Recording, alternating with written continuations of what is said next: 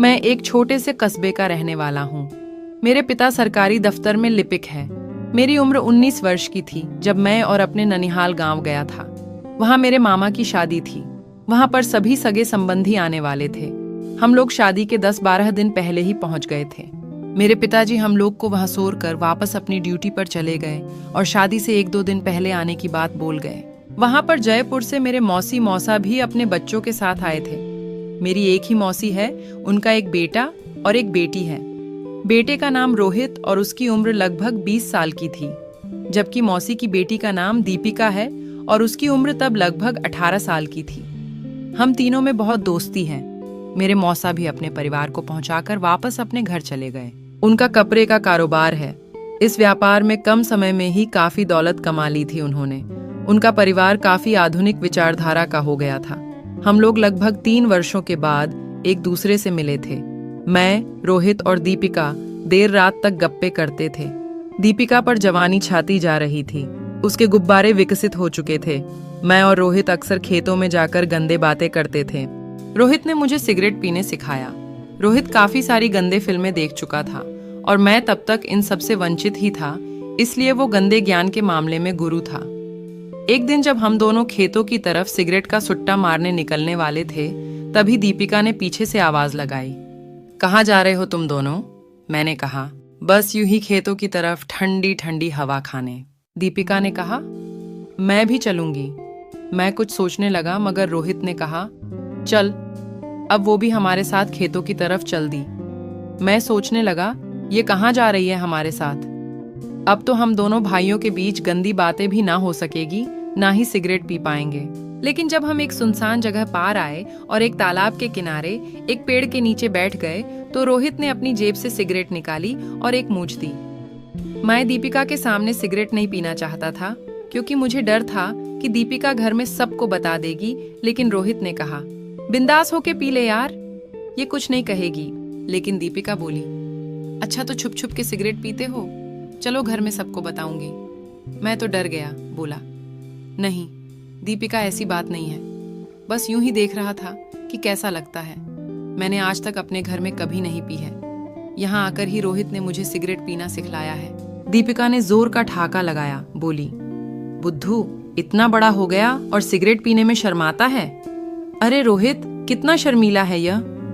रोहित ने मुस्कुराकर एक और सिगरेट निकाली और दीपिका को देते हुए कहा, अभी बच्चा है यह। मैं चौंक गया। दीपिका सिगरेट पीती है? दीपिका ने सिगरेट को मुंह से लगाया और जलाकर एक गहरा कश लेकर ढेर सारा धुआं ऊपर की तरफ निकालते हुए कहा, आह। मन तरस रहा था सिगरेट पीने के लिए। तब तक रोहित ने भी सिगरेट जला ली थी। उसने कहा, अरे यार सचिन, शहर में लड़ाकियां भी किसी से कम नहीं, सिगरेट पीने में भी नहीं। वहां जयपुर में हम दोनों रोज 2-3 सिगरेट एक साथ पीते हैं। एकदम बिंदास है, दीपिका ने बोला। चल अब शर्माना छोड़ और सिगरेट पी। मैंने भी सिगरेट सुलगाई और आराम से पीने लगा। हम तीनों एक साथ धुआं उड़ाने लगे। दीपिका ने कहा, अब मैं भी रोज आऊंगी तुम दोनों के साथ सिगरेट पीने। रोहित ने कहा, हाँ चली आना। सिगरेट पीकर हम तीनों वापस घर चले आए। अगले दिन भी हम तीनों वहीं पर गए और सिगरेट पी। अभी भी मामा की शादी में 10 दिन बचे थे। अगले दिन सुबह सुबह मामा रोहित को लेकर शादी का जोधा लेने शहर चले गए। दिन भर की खरीदारी के बाद देर रात को लौटने का प्रोग्राम था। दोपहर में लगभग सभी सो रहे थे। मैं और दीपिका एक कमरे में बैठकर गप्पे कर रहे थे। अचानक दीपिका बोली, चलना खेत पर सुट्टा मारते हैं, बदन अकड़ रहा है। मैंने कहा, लेकिन मेरे पास सिगरेट नहीं है। दीपिका ने कहा, मेरे पास है ना, तू चिंता क्यों करता है? अब मेरा भी मन हो गया सुट्टा मारने का। हम दोनों ने नानी को कहा, दीपिका और मैं दुकान तक जा रहे हैं, दीपिका को कुछ सामान लेना है। कहकर हम दोनों फिर अपने पुराने अड्डे पर आ गए। दोपहर के 2 बज रहे थे। दूर दूर तक कोई आदमी नहीं दिख रहा था। हम दोनों बरगद के विशाल पेड़ के पीछे छिपकर बैठ गए और दीपिका ने सिगरेट निकाली। हम दोनों ने सिगरेट पीनी शुरू की। दीपिका ने एक टी-शर्ट और स्कर्ट पहन रखी थी, जिससे उसकी गोरी गोरी टांगे झलक रही थीं। उस दिन वह कुछ ज्यादा ही अलहद सी मस्त दिख रही थी। उसने अपना एक हाथ मेरे कंधे पर रखा और मेरे से सटकर सिगरेट पीने लगी। धीरे धीरे मुझे एहसास हुआ कि वो अपनी गुब्बारे मेरे सीने पर दबा रही है। पहले तो मैं कुछ संभल कर बैठने की कोशिश करने लगा, मगर वो लगातार मेरे सीने की तरफ झुकती जा रही थी।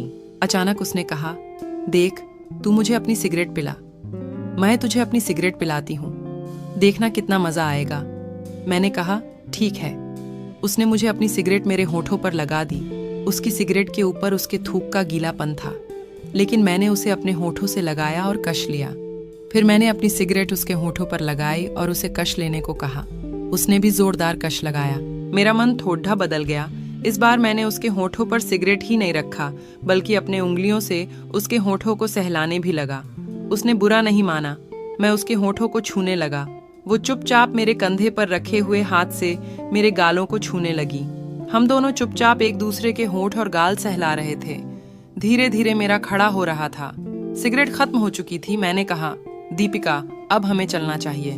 दीपिका ने कहा, रुकना, थोड़ी देर के बाद एक और पिएंगे, तब चलना। मैंने कहा, ठीक है। तभी दीपिका ने कहा, मुझे पेशाब लगी है। मैंने कहा, कर ले बगल की झाड़ी में। दीपिका ने कहा, मुझे झाड़ी में डर लगता है, तू भी मेरे साथ चल। मैंने कहा, मेरे सामने करेगी क्या? दीपिका ने कहा, नहीं, लेकिन तू मेरी बगल में रहना। पीछे से कोई सांप बिच्छू आ गया तो? मैंने कहा, ठीक है, चल। मैं उसे लेकर झाड़ी के पीछे चला गया। बोला, कर ले यहाँ। वो बोली, ठीक है, लेकिन तू मेरे पीछे देखते रहना, कोई सांप बिच्छू ना आ जाए।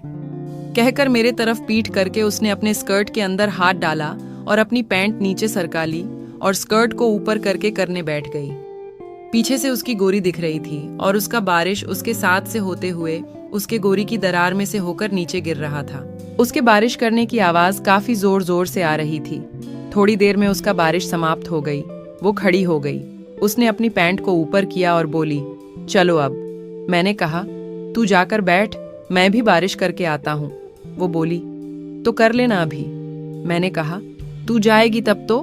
वो बोली, अरे, जब मैं लड़की होकर तेरे सामने कर सकती हूँ तो क्या तू लड़का होके मेरे सामने नहीं कर सकता?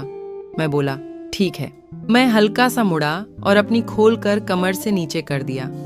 फिर मैंने अपना चड्डी को ऊपर से नीचे कर अपने निकाला। दीपिका के साथ और गोरी को देखकर खड़ा हो गया था। मैंने अपने लाठी को नीचे किया और जोर से बारिश करना शुरू किया। मेरा बारिश लगभग 3 मीटर की दूरी पर गिर रहा था। दीपिका आंखें फाड़ के मेरे लाठी और बारिश की धार को देख रही थी। वो अचानक मेरे सामने आ गई और बोली, बाप रे बाप, तेरा बारिश इतनी दूर गिर रहा है। कहानी जारी रहेगी।